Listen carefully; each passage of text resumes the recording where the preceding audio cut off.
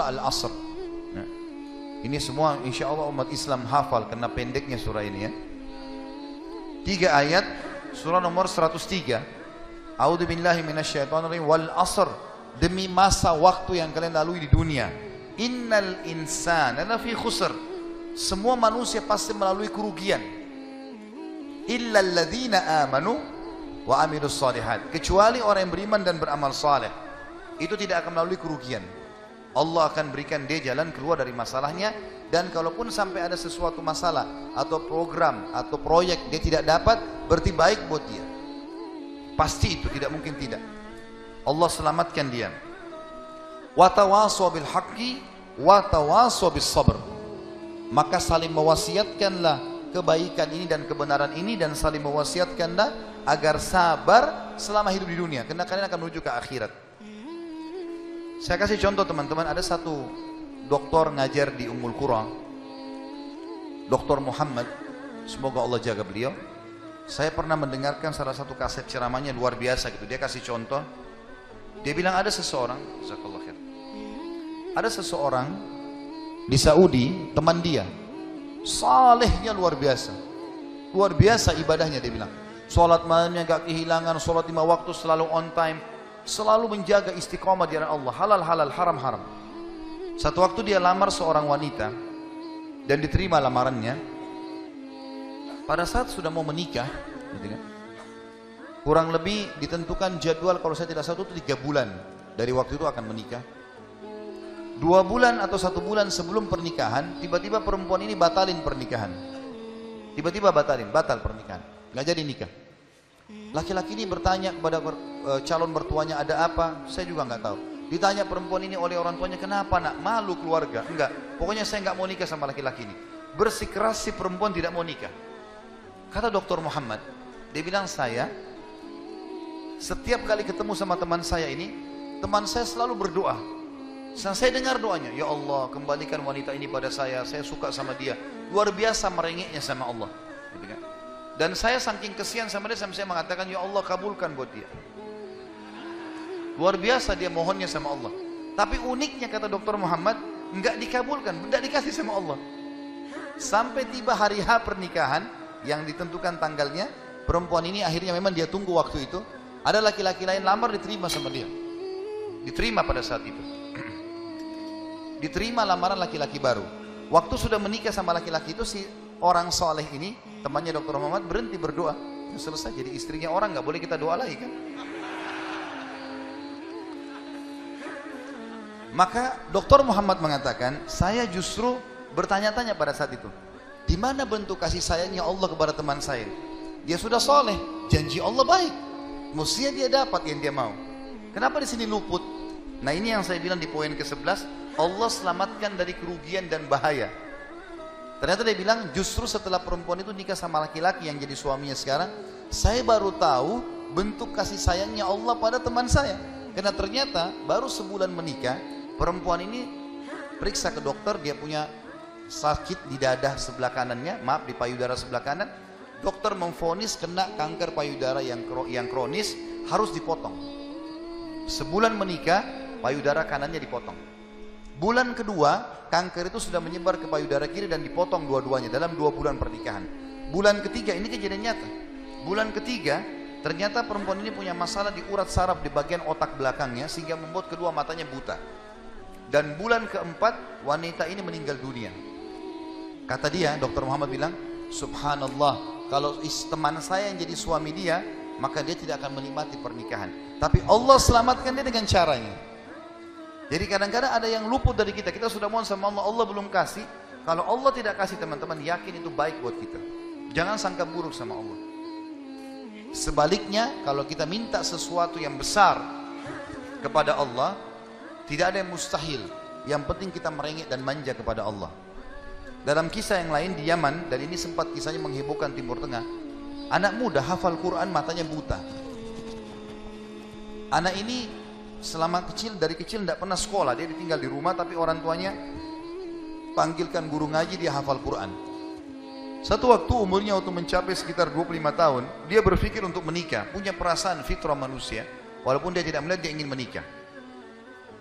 Setiap kali dia bicara sama ayahnya masalah pernikahan, ayahnya bilang, nak, siapa yang mau menikah sama kamu? Nggak ada kerjaan, matamu buta, gitu kan? Kalau misalnya ada orang yang simpatik, baru kita bukain pintu itu. Anaknya selalu merasa terpukul. Apa yang terjadi? Dia berdoa sama Allah. Dalam kisah ini dikatakan, dia cerita tentang dirinya, dia bilang, saya berdoa selama sebulan. Sebulan penuh berdoa. Mohon-mohon sama Allah. Kasih ya Allah, nikahkan saya. Dan doanya begini, ya Allah, karuniakan saya wanita yang paling cantik di Yaman, yang paling pintar, yang paling kaya.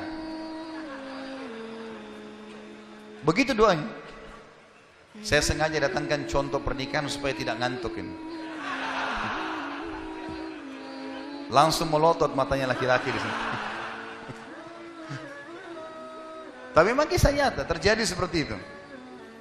Maka teman-teman sekalian, di hari ke-30 dari doanya, sebulan dia berdoa, dia mimpi, ada orang datang dalam mimpinya mengatakan begini, hai anak muda, jodohmu namanya Fulana binti Fulana. Disebut nama perempuan itu. Ayahnya bernama Fulan bin Fulan. Itu tokoh masyarakat di kampung sebelah, di kota sebelah. Besok datanglah lamar. Begitu mimpinya dia. Dia bangun, kaget, dia sholat tahajud, kemudian dia sholat subuh. Habis sholat subuh dia ikut ke masjid. Buta matanya pergi sama ayahnya ke masjid. Pulang dari sholat subuh dia bilang sama ayahnya, ayah, ada enggak kota di sebelah kita ini namanya kota ini? Kata ayahnya, ada. Ada enggak orang namanya Fulan bin Fulan, tokoh di situ? Kata ayahnya, ada. Ini dalam mimpi disebut ini. Dia enggak tahu kota itu, dia enggak tahu orang itu. Kata ayahnya, ada. Itu tokoh masyarakat terkenal di sana, orang kaya raya. Ada enggak anaknya namanya Fulana binti Fulana? Kata ayahnya, ada. Kata dia, lamarin buat saya, ayah. Kata ayahnya, apa kau sadar yang kau ucapin? Perempuan ini terkenal karena cantiknya, kayanya, pintarnya. Laki-laki kalau datang ditolak-tolakin sama dia. Kamu gak ada sekolah, buta mata, kita juga orang pas-pasan. Dia bilang, ayah, saya mimpi begini. Dari mana saya tahu nama kota itu? Saya gak pernah tahu. Dari mana saya tahu namanya, nama anaknya? Ini mimpi, suruh saya lamar hari ini. Ayah bilang, baiklah kalau gitu, kita coba. Tapi pertaruhkan nama keluarga ini.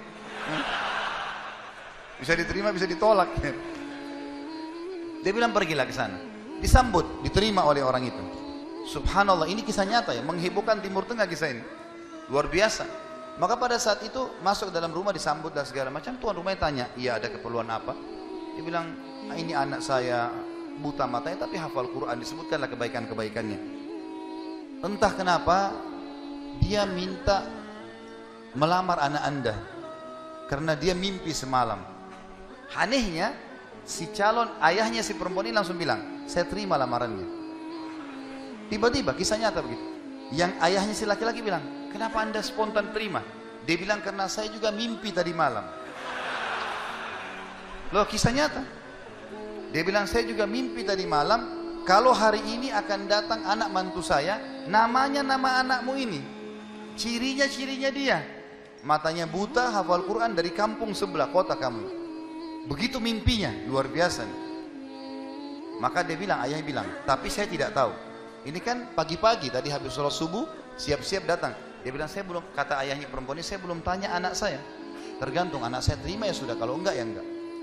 Kata mereka, baik. Masuklah si ayah ke kamar anak perempuannya. Ini ayahnya ini sudah biasa, begitu ditanya, nak ada yang minta, saya nggak mau. Sudah biasa, nolak.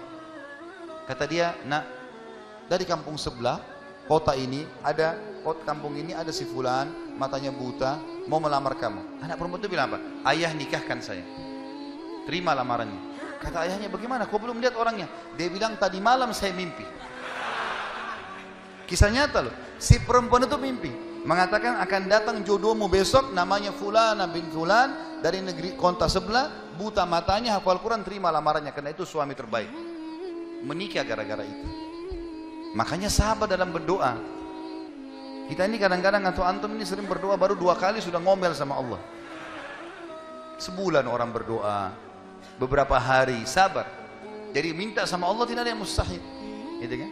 Satu sisi yang lain, kalau kita sudah minta Allah belum kasih, berarti bukan Allah benci sama kita, justru Allah mau selamatkan kita, sebagaimana kisah tadi wanita yang buta itu. Ini namanya contoh orang selamat dari kerugian. Allah selamatkan dengan caranya. Masuk dalam semua lini teman-teman ya, proyek yang kita bisa dapatkan dan semuanya ini termasuk kebaikan.